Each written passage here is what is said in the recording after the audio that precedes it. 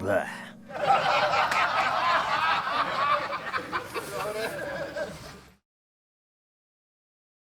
Okay, I watched the new Hellraiser. Right off the bat, I really, really liked it. I've only seen the first 3 Hellraiser movies. And most of the time, I didn't really even know what was going on. I sort of understood the mythology, but it was not easy for me to follow. In fact, now I really want to go back and watch the original Hellraiser. I know this is considered a remake, but I almost feel like it could easily just be a companion film or a continuation, which I really appreciate, actually, because it allows the audience member to choose. I could choose to say, hey, this is actually just a continuation of the first Hellraiser, or I could say, hey, this is a reboot or a reimagining. David Bruckner did a terrific job, really, truly. The original Hellraiser is celebrated for not only its originality, but just that it was this incredibly effective outlier that was made for $900,000 in 1986, 1987. And it did big box office numbers. It's a really interesting concept. This idea that there are these beings, they're from another dimension. Are they human? Are they not human? They are almost like they're priests of pleasure. And I really appreciate the focal point of the idea,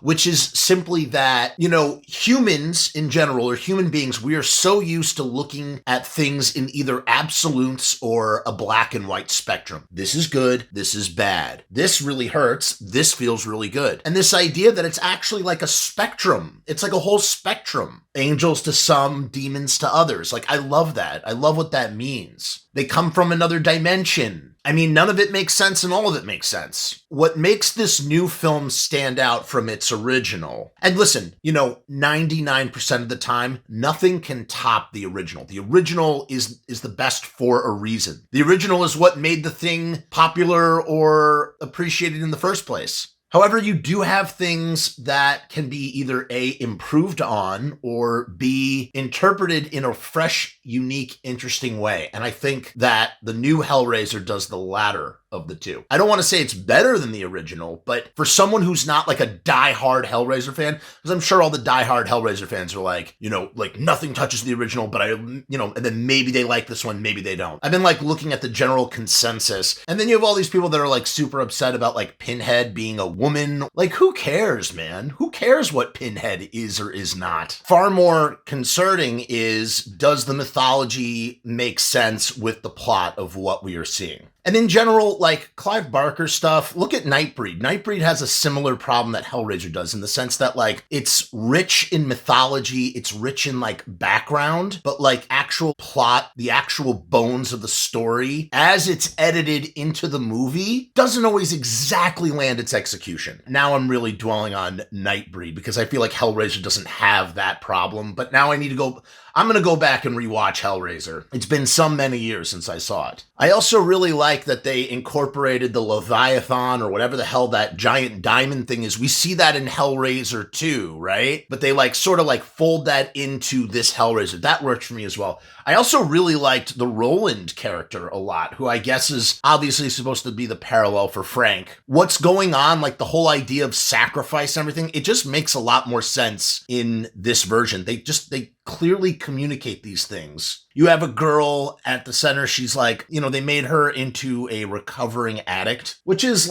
getting so played out and overused. I say this as a sober person myself. I feel like they're adding this character trait to everything in general pop media culture right now. But it does sort of work here in the idea that addicts are people that seek out sensations. They're sensationalists. They want to invoke sensation and feeling, to take themselves outside of themselves. In a way, the Cenobites are kind of the perfect metaphor for that, because it's pleasure and pain. What you're doing, the behavior, the addict behavior, it brings you pleasure, but it also brings you and those around you pain. And what's a better representation for that than the way that the Cenobites look? In seeking pleasure, blends into pain, and then they get all ripped up and destroyed. And this idea, the center, the core, the beginning of the Hellraiser idea is that there are these people, there are people on planet Earth that they seek out every pleasure known to man, and they are never satisfied,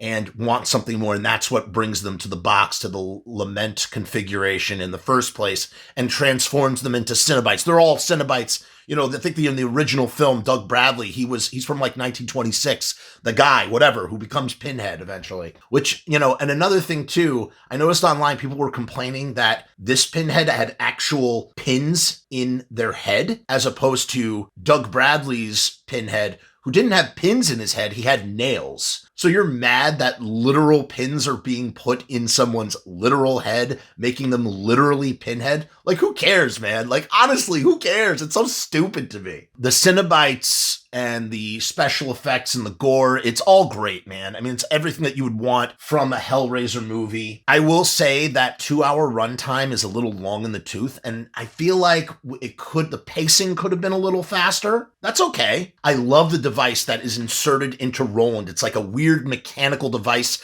that pulls on your nerves and causes you to feel pain. I love that. Again, going back to the plot and the story, they very clearly lay out what is happening. It's like you get the different configurations. You need a sacrifice to get yourself to the next configuration. They turned it into a game. Obviously it's a puzzle box, but I never felt that in the first Hellraiser film. And it's like this movie has like sort of reinformed what is going on in the first Hellraiser film. Basically, to sum up this review, I really need to rewatch and reappraise the first Hellraiser film now that I understand the Hellraiser mythology a lot better than I did. I've never done any deep dives on Hellraiser or its sequels. Like I said, I only watched up to 3. As it was told to me, there were whole horror movies that were already written, and then they would insert Pinhead into those movies afterwards and then slap a Hellraiser on top just to make a new Hellraiser sequel. I don't even know how many there are. I know Pinhead goes to space at one point. It gets really nutty. This seems like a really solid reset. You know, in an age where we have like endless horror sequels that sort of really twist the continuity and make the canon go feel like a tangled knot, it's so refreshing to get like a reboot that like really truly resets everything in a way that works for the casual fan. It's the same thing with like Halloween. Like Halloween is not sacred to me, so I can enjoy Rob Zombie's Halloween. Oh, I'm sure that's going to get me a lot of hate, but whatever, man. It works for me because I'm just not super attached. Now, if you were to do something to say Night of the Living Dead or Return of the Living Dead, that would be a different story. In fact, speaking of Return of the Living Dead, I almost kind of want to give David Bruckner,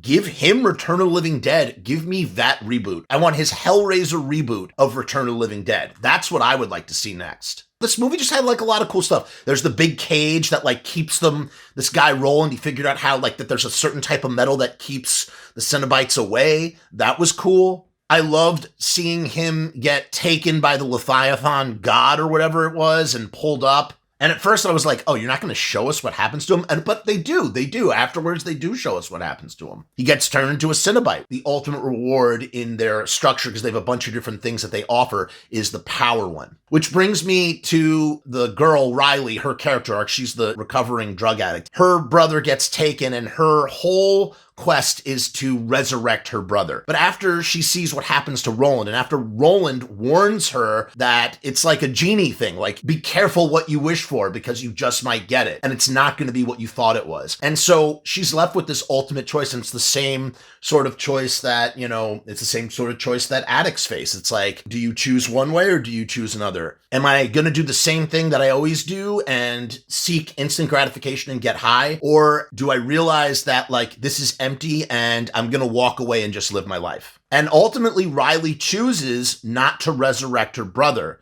She realizes, looking at everybody's mangled body, that she knows what happened to her brother, and she knows whatever she's going to be given is not what she wanted in the first place. She does, as we say in certain circles, she makes the next right decision. She decides to take nothing, to take none of their gifts that they're offering. And it's interesting. They're like, you actually have chosen the lament configuration because you've chosen nothing, and therefore you're still going to experience suffering, or you're going to experience suffering in that you have to live with these decisions. You have to live with the notion that you got your brother into this in the first place, kind of a little bit, and that you made a choice not to resurrect him. And it's going to haunt you every single day. That worked for me. I thought that was great. So definitely check out the new Hellraiser. Don't listen to what the haters are saying. I hope they make more, man. I'm in. You sold me. Now I'm going to go back. I got to go back. I got to rewatch. I guess I'll rewatch Maybe I'll rewatch 1 and 2 because this is the same girl, right? Final girl from first one, Christy, whatever her name is. All right, we'll see you next time.